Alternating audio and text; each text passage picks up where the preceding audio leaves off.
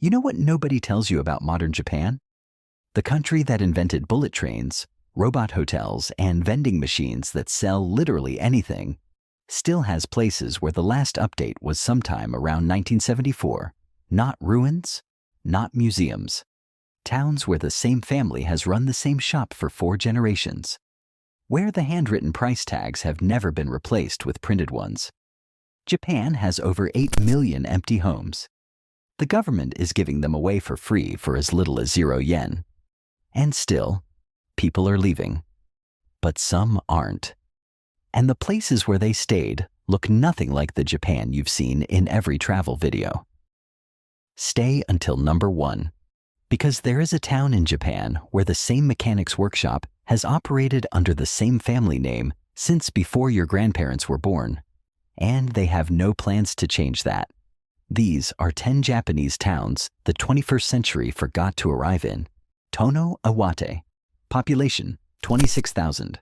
About 560 kilometers north of Tokyo. Median house price, 5 to 12 million yen, under $80,000. Drive into Tono, and the landscape changes before the town does. Rice paddies flatten out, old farmhouses appear, gashozukuri, the steep thatched roofs built to shed the weight of northern snow. Some of these structures are 300 years old and still have smoke rising from the central hearth.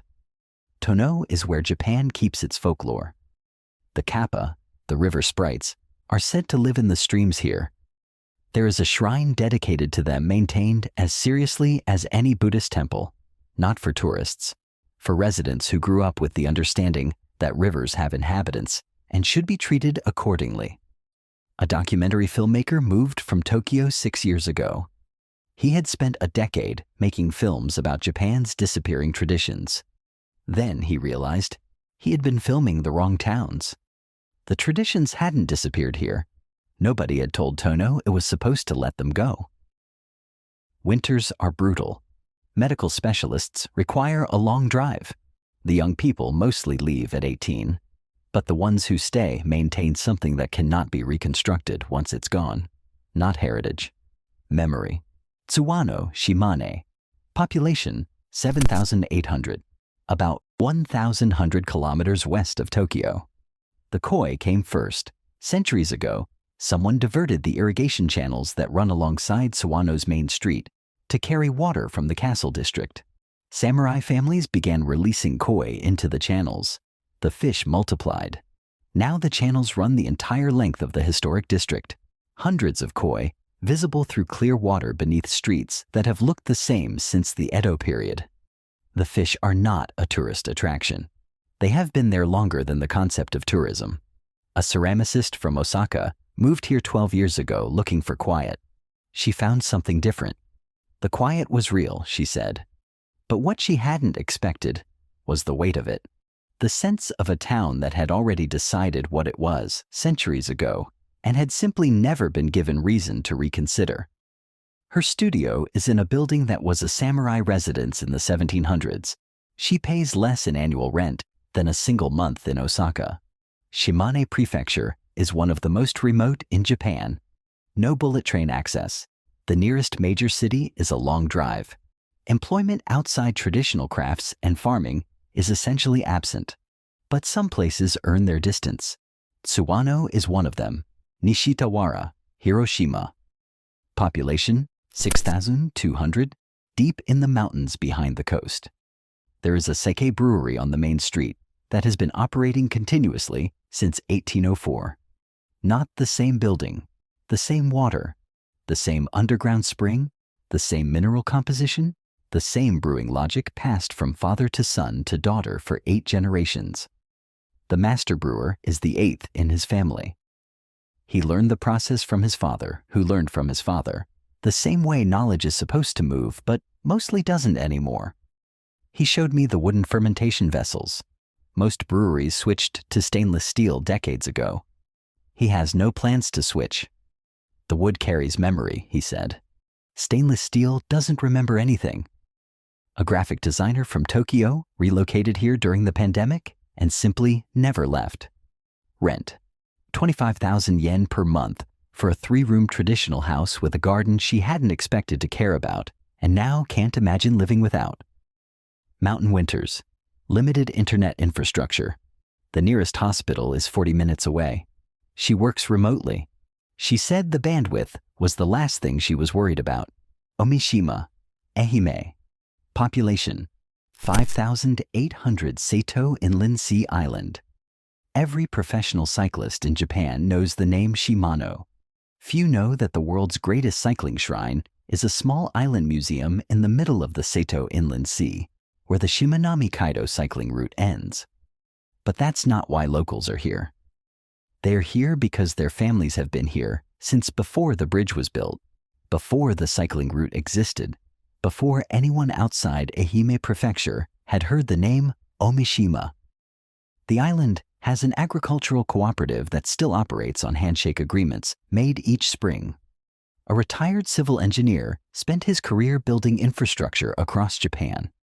He moved back to his childhood island at 62 and was surprised to find it mostly unchanged, not because nothing had been attempted, because the island had a habit of quietly outlasting every proposed improvement. The bridge brings cyclists now. The cyclists bring money. The money hasn't changed what it's pointed at. Islands have their own terms. You cross the water on their schedule, in their weather. Omishima has not forgotten this. Ichinoseki, Iwat. Population, 113,000. About 450 kilometers north of Tokyo. The Wanko Soba tradition started here. Not the tourist version, the relay race with strangers, refilling bowls until you surrender. The original version, a host family refilling your bowl silently for as long as you were hungry, as an act of hospitality with no score being kept. The older restaurants in Ichinoseki still serve it the original way. Wooden trays, lacquer bowls, a server who refills without asking, because asking would break the logic of the gesture. A food journalist spent 3 months documenting regional eating traditions across Japan. She said Ichinoseki was the only place where she felt she was observing something that existed entirely for its own reasons. Not for her, not for documentation, not for the image it would become afterward. The ritual was complete before she arrived and would continue after she left.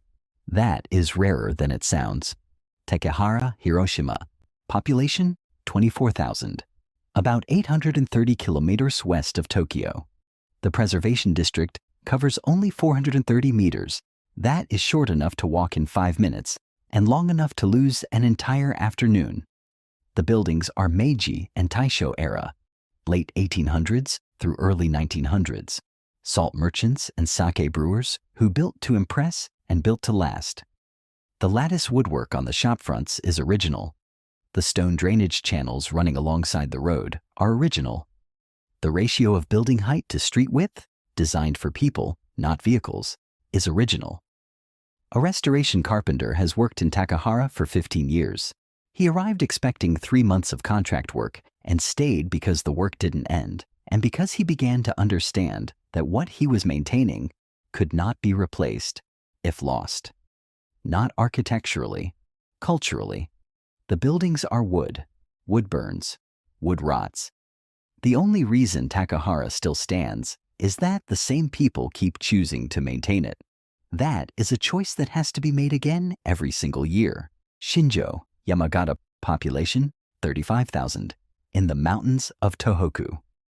The Shinjo Matsuri has been running for over 360 years without interruption.